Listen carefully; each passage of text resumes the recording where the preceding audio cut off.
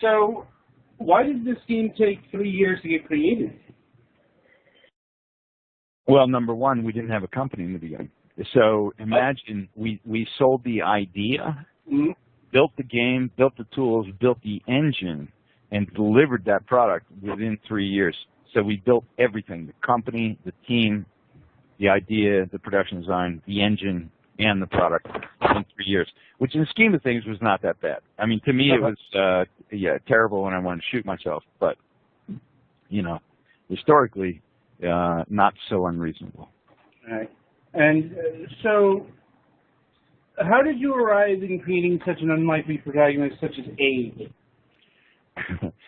So, I never felt that really empowered in the world. You know, I felt like how I think most people feel, which is pretty overwhelmed by what's going on in the world and pretty powerless in the scheme of things. And so what I wanted to do is I wanted to create heroes that sort of embodied what I thought the everyman was. And I didn't think the everyman was Duke Nukem. You know, I didn't think he was the Marine in Doom.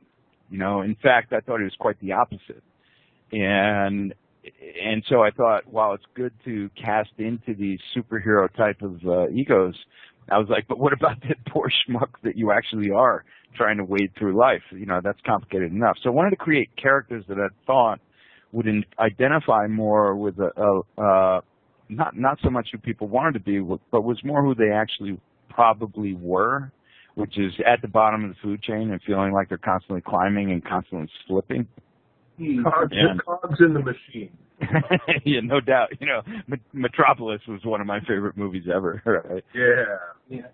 And I thought that, and this was largely an intuitive drive, was I thought that maybe in creating characters like that they would resonate more with people, and a familiarity with a sort of overwhelmed reality that we live in.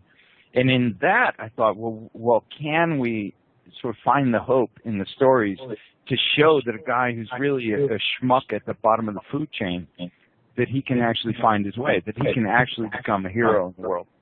And not unrealistically, not because he's a better shot with bigger bazookas and, you know, more 50 caliber miniguns, but that just by using his brains a little more and having to think a little more, and trying to overcome situations in a way that was more geared towards saving rather than killing.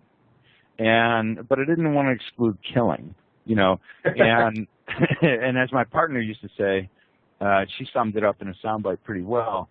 She'd say, well, a lot of games, and you got to remember, we were coming out at the time of, you know, Doom 2 and Quake and Duke Nukem, other games that have kind of, you know, were very gratuitous, striving to be gratuitous at the time. Mortal Kombat, really trying to take it to the next levels.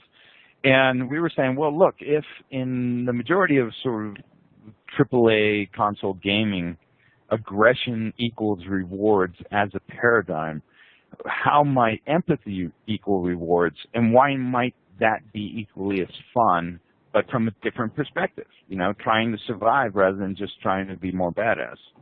And I think that summed it up pretty well.